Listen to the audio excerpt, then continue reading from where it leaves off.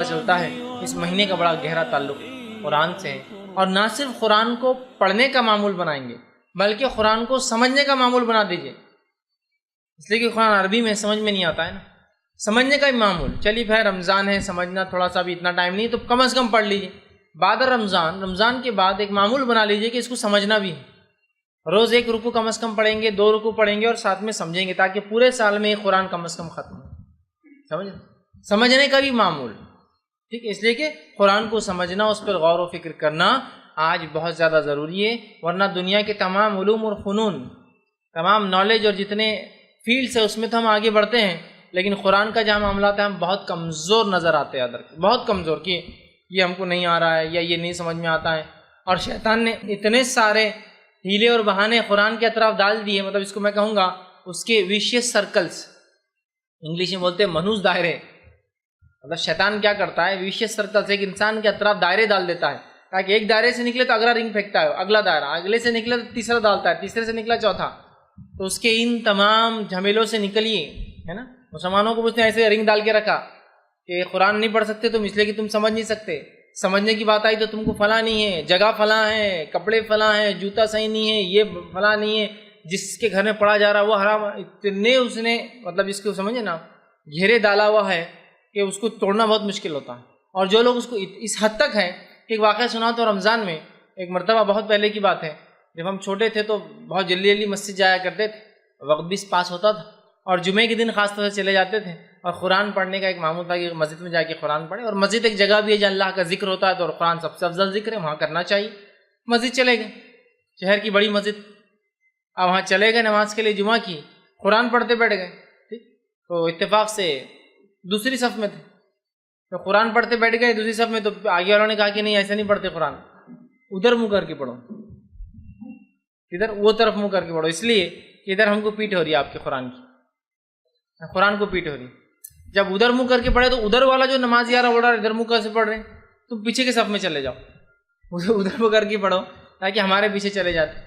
تھوڑی دیر میں 4-5 صف ادھر چلے گئے، آئے واپس قرآن رکھ دیجیے کہ جمعے کا ثواب تو آگے بیٹھنے میں ہے نا، قرآن بھی پڑھنا چاہیے جمعے کے دن سورہ کہف، لیکن اصل ثواب تو جمعے کا آگے، ہم بولے جمعے کا ثواب لینا ہے اس لیے قرآن رکھ دو اٹھا کر۔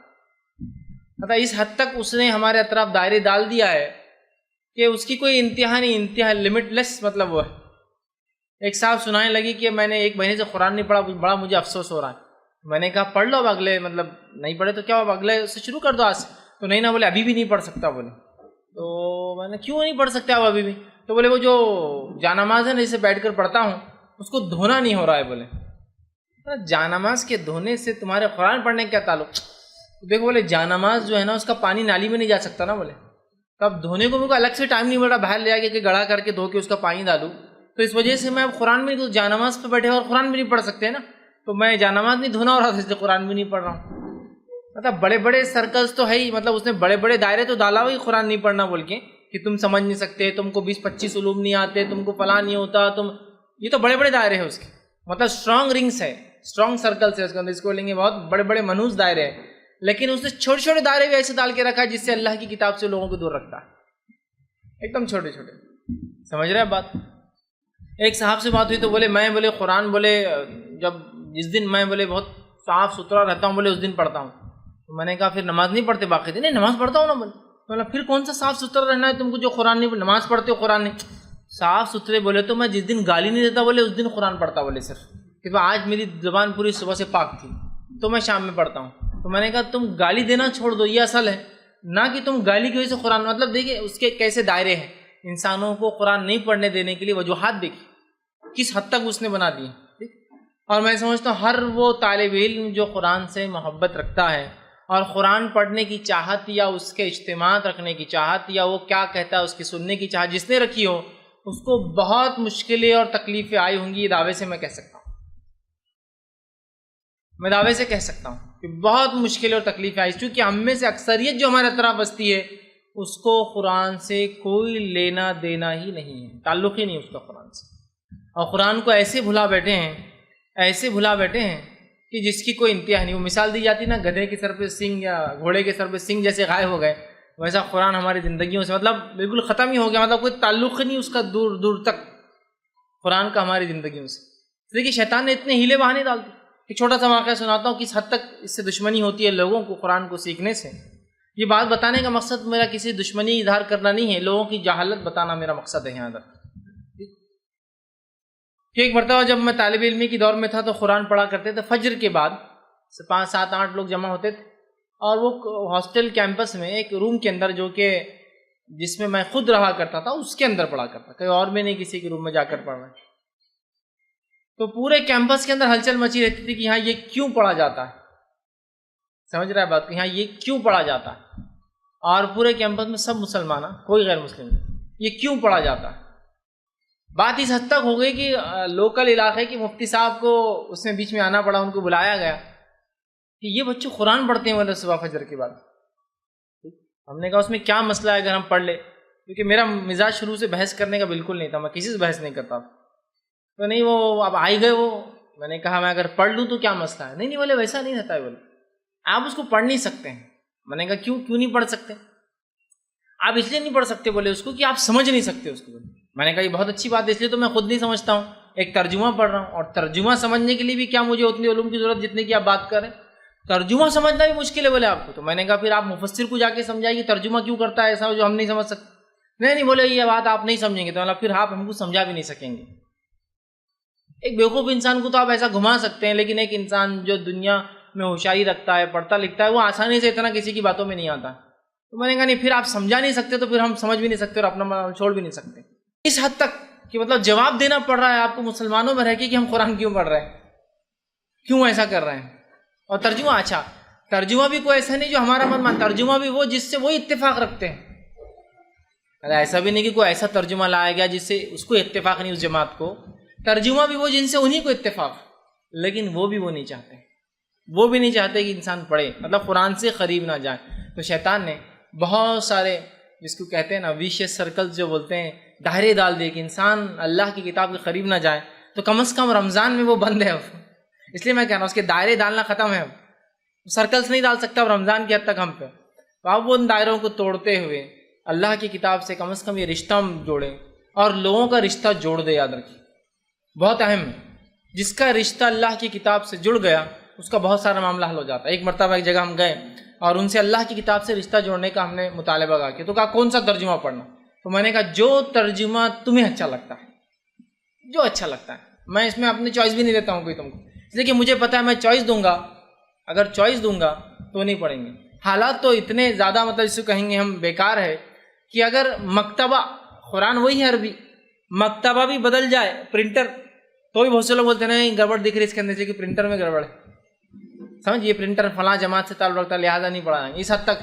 اس لیے میں کبھی بھی کہتا ہوں جو آپ کو اچھا لگے.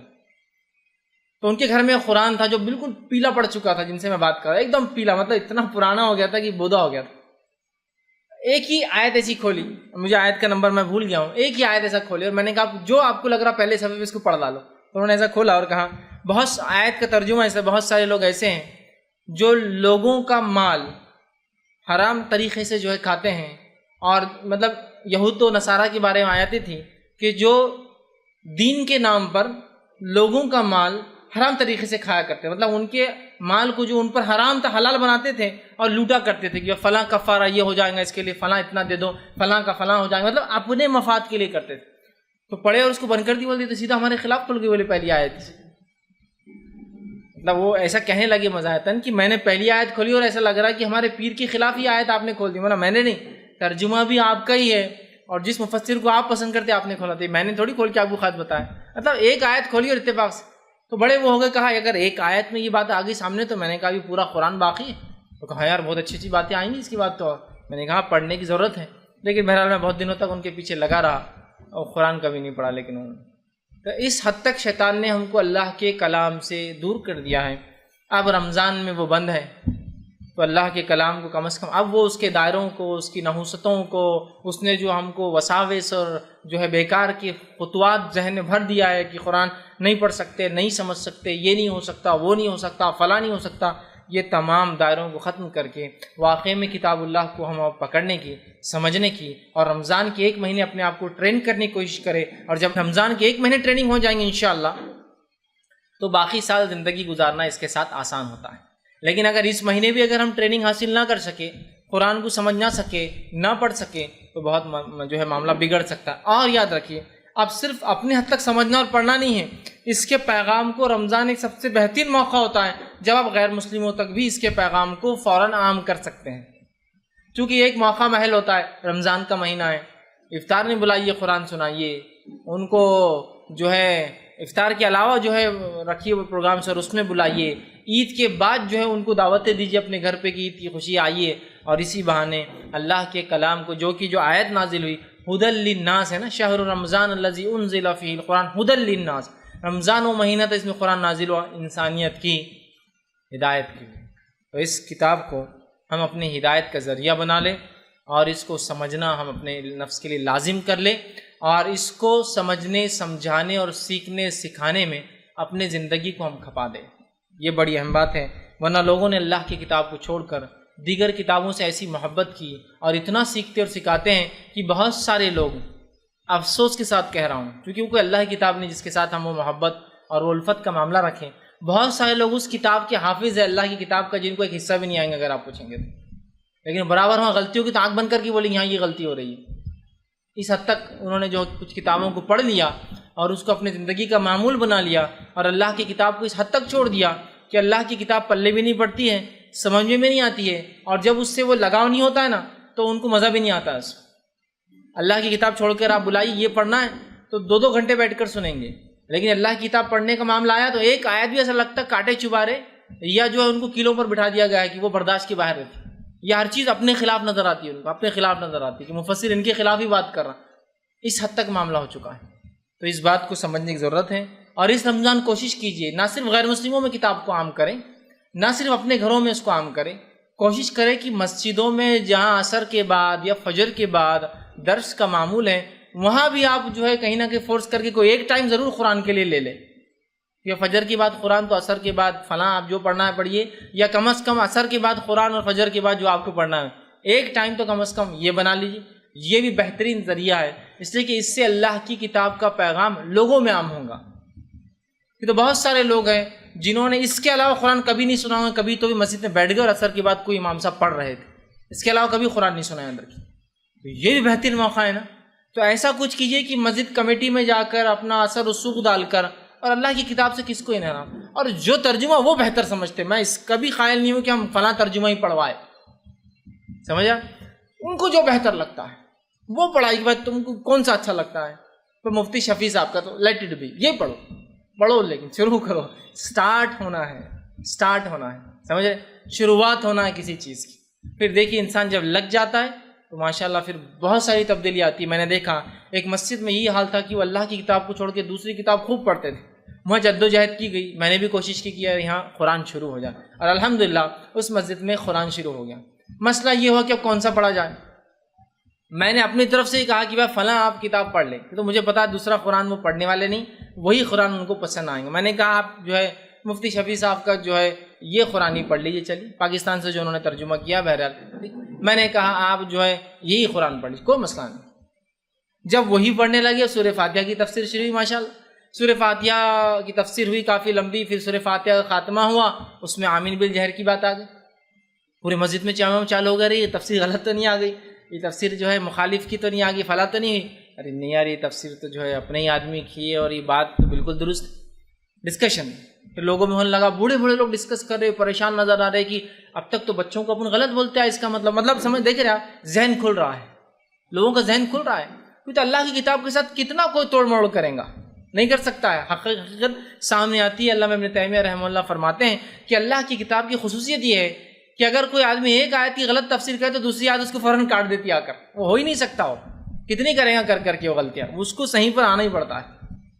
ڈسکشن چلا ہو گیا، نمازوں کے بارے میں تذکرے آ رہے، یہود و نصارہ کی تقلید کے بارے میں تذکرے آ رہے، ان کے اندھے پن کے بارے میں تذکرے آ رہے، ان کو ان کے علماء کے رب بنانے کے بارے میں تذکرے آ رہے، انہوں نے اللہ کی کتاب کو کیسے چھوڑا دوسری کتابوں کی محبت میں، اس کے تذکرے آ رہے ہیں، اور باتیں چلتی جا رہی ہے، ذہن کھل رہا ہے لوگوں کا، ذہن کھل رہا ہے۔ یہ سب سے اصل چیز ہے، ذہن میں شیطان نے جو گرہ لگا دی ہے نا، ان گراہوں کو کھولنا ہے، اور وہ صرف اللہ کی کتاب کھول سکتی ہے، نہ میری تقریر، نہ آپ کی تقریر، نہ کسی علامہ کی تقریر وہ کام کر سکتا، اللہ کا کلام جو کام کر سکتا ہے وہ کوئی نہیں کر سکتا۔ تو ہم کوشش کریں کہیں نہ کہیں مسجدوں میں ایک وقت ہی صحیح قرآن شروع کرا دیں ایک. اسی طرح جن آفیسز میں آپ کام کرتے ہیں، جن جگہوں پہ آپ کام کرتے ہیں، وہاں بھی ایسا شروع کریں. اگر مسلم آفس ہے اس کے باس کو منائیں کہ جب آپ صبح آفس چالو کریں گے تلاوت قرآن اور ایک ترجمے سے کریں گے، ایک رکوع ہی صحیح، بس خالی پڑھیں گے اور ترجمہ کریں گے اور ختم، پورا آفس اپنی اپنی جگہ چلا گیا. یہ بھی ایک بہترین، چونکہ اس سے بھی لوگ کہ اللہ کی کتاب سے جوڑ رہے ہیں. آپ کے گھر کے باہر اگر ایسا حصہ ہے جہاں غیر مسلم آتے، چوراہا ہے، سڑک ہے جہاں لوگ آتے، تو وہاں ایک بلیک بورڈ بنا دیجیے. وہاں بلیک بورڈ بنا کر اس پہ قرآن کی آیتیں اور اس کا ترجمہ لکھنا شروع کر دیے. یہ بھی ایک بہترین ذریعہ ہے. تو مطلب کئی چیزیں اس میں ہو سکتی ہے، سمجھیں نا. مطلب ہم کو اللہ کے کلام کو، اس کے پیغام کو عام کرنا ہے. کئی چیزیں اس میں ہو سکتی ہیں، ان سب کو ٹارگٹ کریں، ان سب کو ذہن میں رکھیں اور ہر فیلڈ میں کوشش کریں. میرا ایک بھائی ہے جو قرآن سے دور ہے، تحفتاً اس کو ایک قرآن دے دیں. میرے بھائی کوشش کرو پڑھا. مطلب یہ رمضان کو ایک مشن بنا لیں کہ ہم کو قرآن کو اور اس کے پیغام کو لوگوں میں عام کرنا ہے.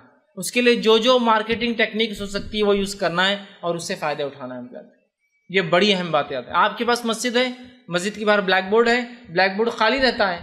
کون سا ایسا انسان ہے یا امام ہے مسجد کا یا کمیٹی جو بولیں گے اس پہ قرآن کا ترجمہ نہیں لکھنا چاہیے؟